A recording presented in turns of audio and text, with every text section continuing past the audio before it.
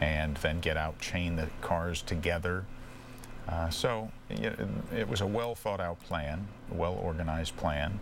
Yeah, that's part of this movement that they're doing on, on social media. They're using the hashtag 96 hours of protests, not necessarily here on the Bay Bridge, but we have been seeing other protests today across Oakland. Marchers went to Emeryville on this MLK Day. They're trying to get their point across, and they are doing it peacefully.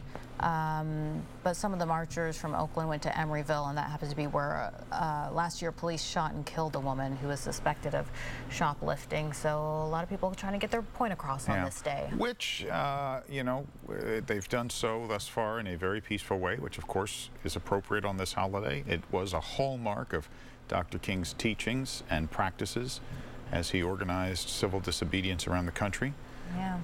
Back in the 60s, and so today these protesters have chosen to honor Dr. King's memory by conducting a civil act of civil disobedience themselves, and to make a point that they feel needs to be made. Yeah, and we actually have someone from Caltrans on the phone right now. We have Leah Robinson Leach. Leah, thank you for joining us. What can you tell us about the effort to get traffic flowing again here on the westbound lanes of the Bay Bridge? Well, as you can see, the CHP are working quite quickly to ensure that this situation is progressively moved forward so that the traveling public can continue to come through the lanes.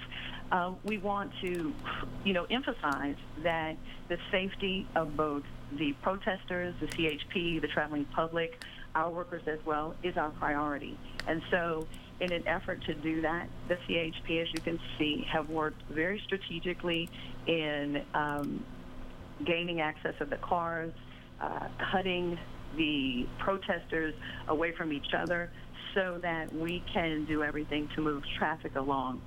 And it is our priority. I cannot emphasize enough the safety of all parties involved is our priority. And so as we get traffic flowing, then CHP, as well as any other local enforcement agencies, will address the protesters. And it looks like we're seeing some people on motorcycles moving through, and maybe even some regular cars. Maybe we're getting a little bit of motion at this point, here. Yeah. Leah, do you have any? This obviously, I would assume this caught you completely by surprise. But how quickly are contingency plans able to be put into place when something like this arises? I know you guys plan for these sorts of things, drill for these sorts of things. How quickly can you respond typically?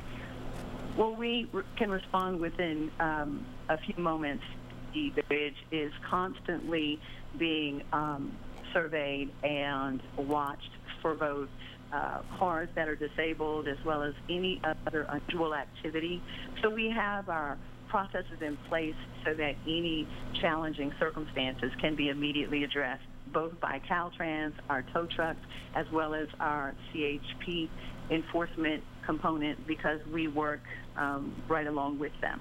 So we are ready and able to address any concerns like this, with the priority of safety of all involved being what we focus on. Okay, Leah Robinson, thank you very much for coming on. We appreciate it very much, from Caltrans, Leah Robinson Leach. And it looks like traffic is moving in a couple of lanes at least, and you saw the protesters there sitting along the side of the bridge by the concrete barrier on the side, almost unattended. The police are watching them, but they're not causing any trouble. They're just sitting there patiently and quietly. Are they pushing that vehicle off to the side? It looks like that a little bit. Yeah, maybe they were. Yeah, but we're, at least it is encouraging that we're starting to see some traffic moving Either they didn't have the keys for that vehicle, or it ran out of gas. One of the two, either one. Yeah, but we are starting to see some traffic moving, which I'm sure motorists are just relieved at this point. We spoke to one man maybe 15 minutes ago who had already been stuck for 40 minutes at the toll plaza. So it's been about an hour or so-ish that they have been stuck, slowed down like this. But they are definitely moving things on. They are pushing that car, it looks like. Yeah, with a couple people inside. And police were very quick to get out there and get those mats, those signs that said Black Health Matters, out of the roadway right away. Then they got somebody with the bolt cutters. Leah Robinson Leach with Caltrans says they can respond basically in just moments to these sort of situations, and they did move quite quickly. Oh, and there's your drive time traffic map. So we've got 3 lanes now, the 3 right-hand lanes heading westbound into San Francisco open once again. This backup was in the new section of the bridge, right before you get to the tunnel, the center anchorage. 3 lanes now open, and so traffic is moving again. But as you look there at the drive time traffic, real-time look, you can see the backup that this protest has caused. Thousands and thousands of cars. Of course, it would have been far more significant in terms of the impact to drivers had this not been a national holiday. Commute was pretty light today generally. Yeah, but still, you know, anybody getting caught in that backup isn't happy at this point. But they're starting to get things moving, and you can see they've moved some of those vehicles off to the side that were initially blocking the area. They've detained at least 24 people at this point. They pulled some of those drivers out of those cars, not necessarily pulled physically, but yeah, you know, there was no roughness, but yeah, it was they came out of the car, and most people were calm. We see a tow truck. They were milling, and the protesters weren't causing any trouble. There's one lady who appeared to be shouting and very animated, but and actually some of her fellow protesters seemed to be trying to calm her down, from what you could tell. Yeah, and our friend Ahmad, who was stuck in traffic and called in, looks like Ahmad will get his steak dinner that he was heading to the city for after all. It'll just be a little later than he planned. Yeah, he was in this area, the Bay Bridge Toll Plaza, where it's just all backed up. But fortunately, we're seeing on the other end, these poor people don't know it, but the traffic is starting to move at the very front, and you can see a tow truck there. Probably now that they move those cars off to the side, if they can get them out of there, then potentially they can get all of the lanes open and really get things going. Yeah.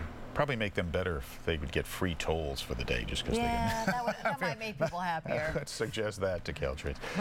So again, 3 lanes on the right-hand side now open again, but the traffic was stopped completely, stopped dead on the western